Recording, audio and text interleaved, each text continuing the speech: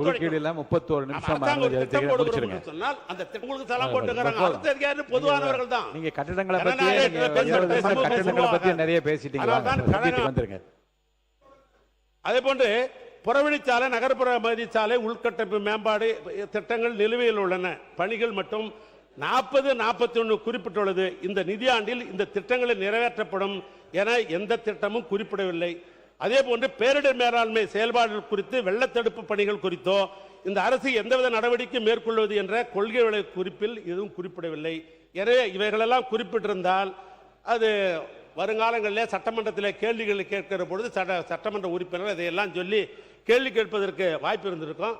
எனவே நான் நிறைவாக சொல்ல விரும்புவது, மனிதவள மேல்மை என்பது திட்டம் போடுகிறோம் என்று சொன்னால், உதாரணமாக பொதுவானவர்கள் தான். நீங்கள் முதல் சமூகம் உருவாகாது. சரி, ஆனால் தான் கலைஞர் இருக்கிறார், என்னுடைய நண்பர், அவை நண்பர், அவரு வந்த போதும் சரி, எங்களுடைய முதலமைச்சராக இருந்து சிறப்பாக பணியாற்றிய என்ன அண்ணன் ஓபிஎஸ் காலத்திலும் சரி, இதில் பார்த்தீங்கன்னா ஒரு 5 அடி பெரிய டேபிள் போட்டிருக்கும். 5 அடி பெரிய டேபிள், 2 பக்கம் நம்ம உட்காந்துக்குவோம், 2 பக்கம் உட்காந்துக்கும்.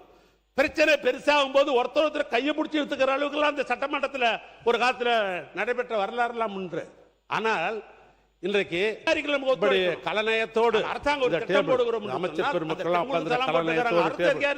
முதலமைச்சர் உட்கார்ந்து சமூகம் உருவாக எதிர்கட்சி தலைவர் உட்கார்ந்து கலநயத்தோடு டேபிள், இந்த எதிர்கட்சியில் இருக்கிற நம்முடைய தோழமை கட்சி சட்டமன்ற உறுப்பினர் உட்கார்ந்து கலநயத்தோடு இருக்கிற டேபிள், இந்த டேபிள், இந்த பேசுகிற ஒலிவாங்கி என்கிற இந்த மைக்கு, இந்த செக்ரட்டரி உட்கார்ந்து இருக்கிறது, இதை அத்தனையும் செய்தது திராவிட மாடல் ஆட்சியில தமிழ்நாட்டுடைய பொதுப்பணித்துறை அமைச்சராக இருந்த நான் பார்த்து இரவு நேரத்தில் எப்படி நாம் செய்ய வேண்டும் என்று சொல்லி இதை செய்யப்பட்டது. நான் பேசின ஏதாவது பேசணும்னா உன் துறையை பத்தி பேசணும்னா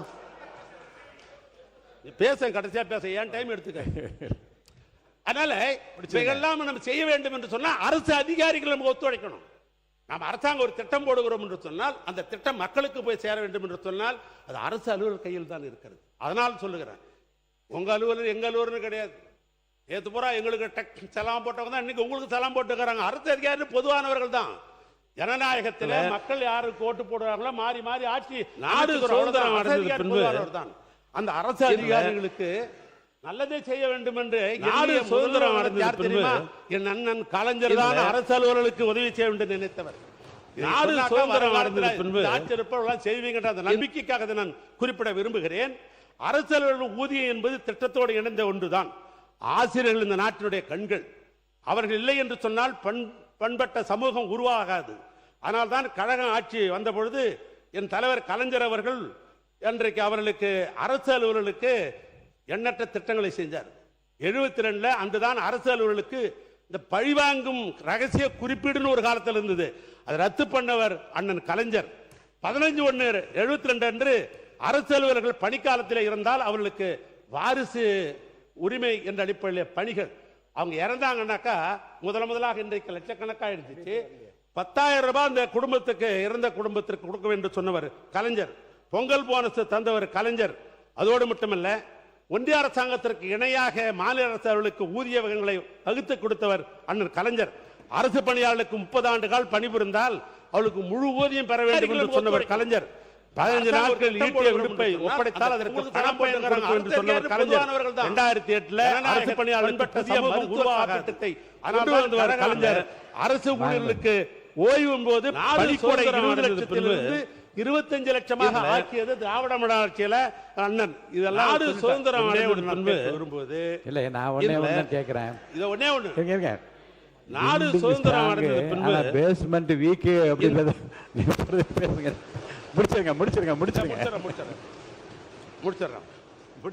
பேரத்தவர்களே, 2003 ஒரு முக்கியமானது. பள்ளிக்கல்வித்துறை அமைச்சர்கள், மாண்புமிகு பேரவைத் தலைவர் அவர்களே, கலைஞரை நாங்கள் மதிக்கிறோம். தமிழ்நாட்டு வரலாற்றிலேயே நேற்று எங்கள் கட்சி உறுப்பினர் கூட அவர் பேரை சொன்னபோது எழுந்து நின்று வாஞ்சையோடு தாயுலத்தோடு அதற்காக வருத்தம் தெரிவித்த மனிதர்கள் அமர்ந்து கொண்டிருக்கிறார். மாற்று கருத்து இல்லை. தென்னாட்டு பெர்னாட்சானா அது அறிஞர் அண்ணா தான், தெற்கில் இருந்து உதித்த சூரியன்னா அது கலைஞர் தான், அது வேறு. ஆனா அதே சமயம் இங்க பேசும்போது அந்த டேபிள் செஞ்சது நாங்க தான், மைக்கு செஞ்சது நாங்க தான், சேர் செஞ்சது நாங்க தான், இது மக்கள் வரிப்பணத்தில் செய்யப்பட்டது தமிழ்நாடு அரசால் என்பதை சுட்டிக்காட்டுகிறேன். அப்புறம் பெயர் மாற்றம் பல உறுப்பினர்களும் பல முறையும் சொல்லிக்கிட்டே இருக்கிறீங்க. நான் வரலாற்றை சுட்டிக்காட்ட ஆசைப்படுறேன். 96ஆம் ஆண்டுக்கு பிறகு அரசாங்கம் ஒரு திட்டம் போடுகிறோம் என்று சொன்னால் அந்த திட்டங்களுக்கு தளம் போட்டுக்கறாங்க. அரசு அதிகாரிகள் பொதுவானவர்கள் தான். பெயர் மாற்றத்தை சமூகம் அவருடைய வார்த்தைகள். ஆனால் தான் ஜே சிட்டி சிட்டி ஒன்று ஆரம்பிக்கப்பட்டது. நாடு சுதந்திரம் அடைந்தது பின்பு இதன் பெயரை நாங்கள் ஆட்சி பொறுப்புக்கு வந்த பிறகு பொருத்தமான பெயராக இருக்கும். நாடு சுதந்திரம் அடைந்தது பின்பு எம்ஜிஆர் திரைப்பட நகராக நான் மாற்றுகிறேன். கலைஞரே அறிவித்திருக்கிறார். பெயர் மாற்றம் என்பது காலங்காலமாக சுதந்திரம் அடைந்தது மட்டுமல்ல, அம்மா பசுமை வீடு கலைஞர் கனவு இல்லமாக மாறுகிறது. அம்மா மருந்தகம் முதல்வர் மருந்தகமும் மாறி இருக்கிறது. அம்மா மினி கிளினிக் முதல்வர் கிளினிக்காக மாறி இருக்கிறது. ஆனா இங்க நான் 10 இடத்திற்கு போயாவது செல்வம் சேர்த்து வருவேன், நீ படிக்கின்ற வேலையை மட்டும் பாரு என்று தமிழ்நாட்டின் கல்வி கண்ணை திறந்தவர் கொள்கை தலைவர் கர்ம வீரர் காமராசர் அவர்களின் பெயர்தான். இந்த காலை உணவு திட்டம் பத்தி அவர் சொன்னாரு. அது 203 கோடியே 72 லட்சம் ரூபாய் செலவுல பெருந்தலைவர் காமராஜர் காலை உணவு திட்டமாக விரிவாக்கம் செய்யப்பட்டிருக்கிறது. ஒரு குறிப்பிட்ட வகுப்பில் இருந்து பல்லாயிரக்கணக்கான குழந்தைகளுக்கு காலை உணவு விரிவாக்கம் செய்யப்பட்டு மேம்படுத்தப்பட்டிருக்கிறது. நான் சொல்வேன், இந்த திட்டத்திற்கு காமராசர் பெயரை விட பொருத்தமான பேர் உலகத்திலேயே கிடையாது என்பதை உறுப்பினருக்கு தெரியும். நாடு சுதந்திரம் அடைந்தது பின்பு இந்த தமிழ்நாட்டை மிக மிக எளிமையானவர்கள் எல்லாம் முதலமைச்சராக இருந்தார்கள். அஞ்சாமே திராவிடர் உடமையடா, ஆறிலும் சாவு நூறிலும் சாவு, தாயகம் காப்பதுதான் இந்த கழக உறுப்பினருடைய கடமை என்று சொல்லி என் உரையை நான் நிறைவு செய்கிறேன். நன்றி, வணக்கம். மாண்புமிகு பொதுப்பணித்துறை அமைச்சர் அவர்கள். மாண்புமிகு பேரவைத் தலைவர்களே, மூத்த உறுப்பினர் தன்னுடைய பேச்சை சிரிச்சுக்கிட்டே, பொதுவா ஊர்ல ஒரு பழமொழி சொல்லுவாங்க, இந்த வாழைப்பழத்துல ஊசி ஏத்தி அந்த வாழைப்பழத்தையே மக்கள் கொடுப்பாங்களாம். அதுதான் அவருடைய பேச்சுடைய கடைசி சுருக்கம். டைம்ஸ் ஆஃப் இந்தியாவை பத்தி சொன்னாரு.